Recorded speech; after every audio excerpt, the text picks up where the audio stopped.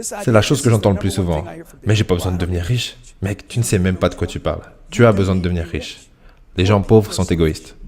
Si travailler dur pour devenir riche, c'est pas pour vous, en tout cas si c'est ce que vous dites, vous êtes un égoïste. Et ça, c'est l'avis de Grant Cardone, un entrepreneur à succès que j'aime particulièrement, qui va vous partager son avis dans cette vidéo.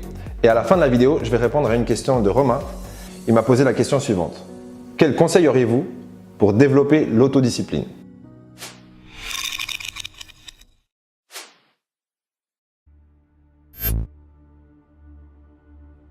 Je suis juste vraiment dur avec moi-même. Comme quelqu'un me disait, mais t'es dur avec les gens. Je lui ai dit, je suis dur avec moi-même. Je crois en mon potentiel. Je suis probablement la personne la plus honnête que je connaisse. Et je n'arrive juste pas à faire semblant. Les gens disent souvent, fais semblant jusqu'à ce que ce soit le cas. J'ai jamais été capable de faire ça. Ça va même pas. Mec, pourquoi faire semblant jusqu'à ce que ce soit le cas, alors que tu peux faire en sorte que ça soit le cas? Pourquoi faire ce pas supplémentaire de faire semblant? Deviens quelqu'un, tu vois, apprends une compétence. Et du coup, je n'arrive juste pas. Quand je suis avec quelqu'un qui profite des gens, il y a énormément de personnes comme ça. Il y a beaucoup de plagiat. Et quelqu'un m'a dit que copier était la plus grande forme de flatterie. J'étais là, non, c'est du vol, c'est voler. Voilà ce que c'est. Donc, je crois vraiment en mon potentiel. Et je sais pas si c'est parce que j'ai un frère jumeau et que je peux voir son potentiel, mais imagine-toi, toute ma vie, depuis que je suis une toute petite cellule, j'ai été en train de refléter et était le reflet d'une autre cellule. Et peut-être que parce que je peux toujours voir mon frère jumeau, mon frère Gary, je peux toujours voir son potentiel. Je suis là, mon Dieu, le pouvoir que ce mec a, c'est un truc de malade. Et je me souviens avoir 4 ou 5 ans, peut-être 3 ans en fait. J'étais un bébé, tu vois. Donc 3 ou 4 ans. Et j'avais ce pouvoir pendant environ 3 ans. Et ensuite, il l'a eu. Et j'ai réalisé que je ne l'avais plus. Et j'étais là, merde, c'est lui qui a ce truc maintenant. Peu importe quel est ce truc en question. Et j'y faisais référence à travers le mot potentiel. Quel est mon potentiel? Ça m'a toujours intrigué. Quel est ton potentiel? Je ne sais pas, mais c'est plus que ce que je fais en ce moment. Donc c'est pour ça que je suis dur avec moi-même. Je suis honnête en ce qui concerne mon potentiel. Je sais que je peux faire plus. Et si t'atteignais ton potentiel?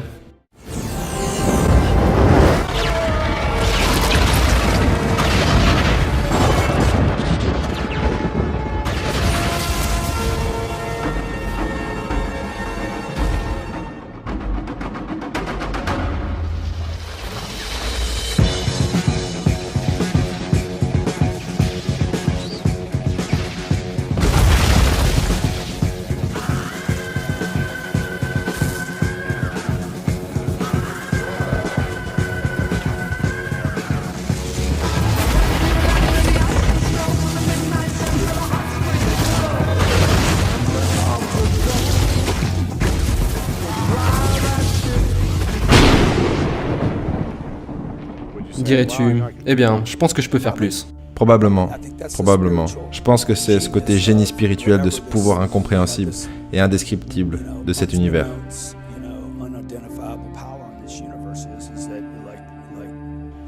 Et je suis une personne très spirituelle en fait. La plupart des gens ne le voient pas parce qu'ils voient plutôt les apparences que je mets en avant. Mais peut-être que c'est ce qui m'intrigue le plus en fait. Ce n'est pas l'argent, c'est pas comment est-ce que je peux avoir un jet qui est plus grand. Je veux dire, j'aime ces trucs, mais ça n'a jamais été à propos d'écrire un livre et de faire un best-seller. Ça a toujours été ce potentiel inidentifiable qui m'a motivé. Cet intérêt de savoir combien est-ce que je peux faire et qu'est-ce que je peux faire. Et quand je vois des gars comme Elon Musk, genre allons sur la Lune, ou Henry Ford qui dit faisons des voitures alors que tout le monde est satisfait avec les chevaux. Et je vois les choses que toi tu fais. Tu es sur la page de couverture d'un magazine, frangin. Je suis là, merde, il est sur la page de couverture. Mais c'est pas quelque chose de compétitif. C'est juste que tu inspires mon propre potentiel. Tu vois? Je me souviens lorsque je devais passer mon permis, donc en gros je savais pas conduire. Dès les premiers cours d'auto-école, il y avait mon moniteur à ma droite et moi j'étais là, une main sur le volant, assis au fond du siège, à faire semblant de maîtriser le truc alors que je savais pas conduire. Et tout ce que j'y ai gagné, c'est des tapes derrière la tête, parce que mon moniteur se prenait pour Maître Miyagi.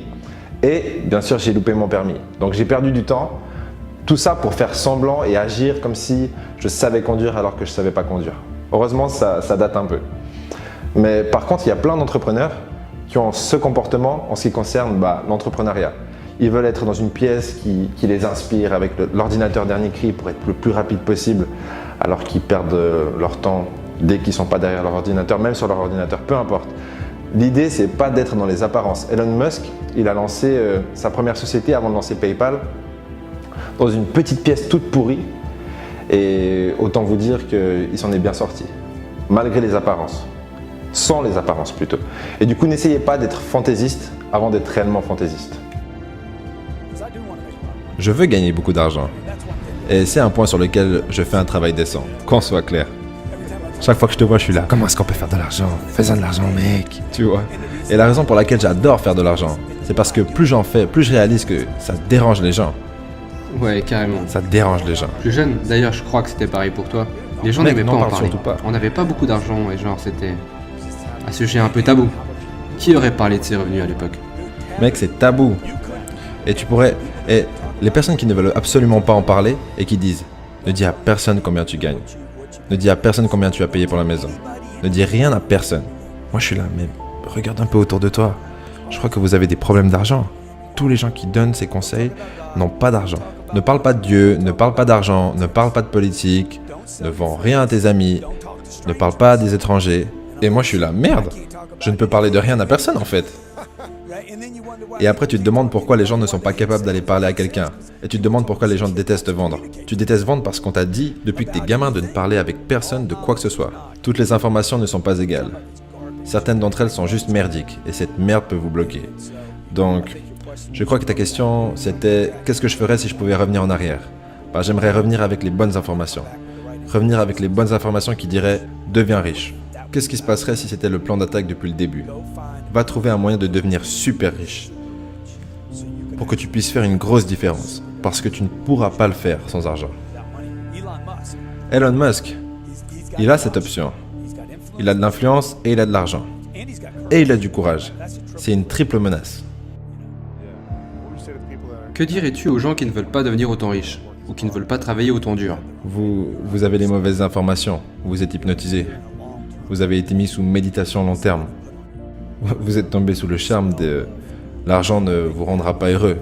Mec, tu n'es déjà pas heureux. L'argent te permet de faire les courses. L'argent te permet de payer les factures médicales. Le truc que j'entends le plus de la part des gens, c'est « Mais je n'ai pas besoin de devenir riche. » Mec, tu ne sais même pas de quoi tu parles. Tu as besoin de devenir riche. Les gens pauvres sont égoïstes. Les gens qui s'en sortent juste sont égoïstes. T'es égoïste. Parce que tu parles toujours de toi. Écoute ce que le gars dit. Tu lui dis « Écoute mec, tu dois devenir riche. » Et il répond Non, j'ai pas besoin de devenir riche. « Mais toi, tu parles de toi là. Mais qu'en est-il de ton église et de ta communauté? Qu'en est-il de ces petits-enfants que tu pourrais aider? Qu'en est-il de ces enfants en Afrique? Qu'en est-il de ces problèmes d'eau dont tu parles? Ok? Les gens riches peuvent littéralement changer le monde. Les pauvres ne peuvent pas faire ça. Parce qu'ils sont trop consumés par les 60 cm qui les entourent. J'ai besoin de manger. J'ai besoin de manger. Il y a tellement d'artistes qui sont comme ça. Je suis un artiste, je suis pas un vendeur. Mec, tu es mort et tu as vendu une seule œuvre, ok? Mais quelle grosse honte! Comment est-ce que tu peux créer un travail aussi incroyable, juste incroyable, et jamais n'en parler à personne? Parce que tu es tellement centré sur toi-même et égoïste, introverti dans ton propre ego, que tu n'as même pas envie d'aller à l'extérieur et dire « Regarde ça !» Oh, mais je ne veux pas frimer. Encore une fois, tu parles de toi. Le mec est égoïste. Tous ces gens qui disent Oui, mais je suis un introverti. « Tu es un égoïste, mon gars, soyons honnêtes avec ce qui est. » Parce que quand tu parles du fait que tu es un introverti, tu pars du principe que personne d'autre l'est. Tu dis que c'est facile pour tout le monde. Dans le sens où c'est pas facile pour toi, mais pour les autres, ça l'est. Quand tu dis ça, ça tourne autour de toi. Je n'aime pas la vente. Égoïste. J'aime pas parler aux gens. Égoïste. Je n'aime pas parler en public. Tu parles encore de toi. Je n'ai pas besoin d'argent. Tu es égoïste, mec.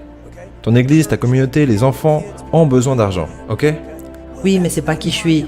Et voilà, tu reparles de toi. Tu vois? Et personnellement, je pourrais arrêter de travailler maintenant. Je n'ai plus besoin de faire ça. Financièrement, c'est bon. Je ne pourrais même pas tout dépenser. Mais ça serait égoïste de ma part de m'arrêter. Elon Musk, c'est une personne qui n'est pas égoïste du tout. Ça, c'est certain. C'est un génie et il n'est pas égoïste. La combinaison parfaite. Pour être honnête avec vous, j'ai jamais compris le concept de ces gentils samaritains qui n'ont pas de quoi s'acheter des tongs et qui vont jusqu'en Afrique pour aider les pauvres. Je comprends pas ce concept. Je pense qu'il faut littéralement être égoïste, commencer par être ce qui est appelé égoïste par la masse, pour ensuite prétendre vouloir être généreux. Vous ne pouvez pas ne rien avoir et aller sauver le monde. Et dire que oui, mais c'est pas que l'argent qui compte, l'amour, ça compte aussi. Quand vous faites un câlin à une personne qui crève de faim, ben, elle crève toujours de faim. Et les câlins, ça n'achète pas de la nourriture. Du coup, je trouve qu'il y a une forme d'hypocrisie derrière,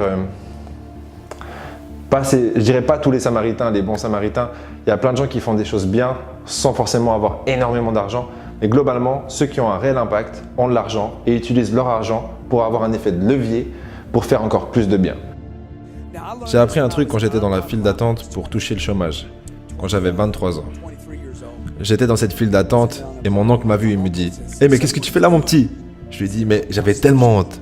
J'étais à environ 6 personnes d'arriver au guichet. J'étais prêt à toucher mon premier chèque. » Et il vient vers moi et il me dit « Mais qu'est-ce que tu fais là ?»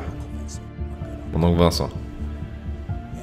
Et je dis « Ben, je viens chercher mon chèque. » Il a répondu « Écoute, tu n'es pas allé à l'université pour faire la queue dans une file d'attente pour toucher le chômage. Je vais te trouver un travail, tu vas vendre des voitures. » Et moi, je lui ai répondu « Je ne suis pas allé à l'uni pour vendre des voitures. » Et il m'a dit « Tu n'es pas allé à l'uni pour attendre dans cette file d'attente non plus. » Il m'a fait sortir de cette file. Je n'ai jamais touché cet argent. Je suis vraiment heureux de l'avoir jamais eu d'ailleurs. Et après, j'ai accepté le job et je le détestais. Mais je le détestais. J'ai détesté ça pendant 2 ans jusqu'à ce que je me dise « Tu sais quoi, je vais devenir bon dans ce truc. » Et après, je démissionnerai. Je démissionnerai de ce job que je déteste. L'une des meilleures choses qui me soit arrivée, c'est d'apprendre à devenir bon dans quelque chose que je déteste. Parce que si tu ne peux pas faire les choses que tu détestes, mon gars, tous les jours, toi et moi, on doit se lever et faire des trucs qu'on déteste.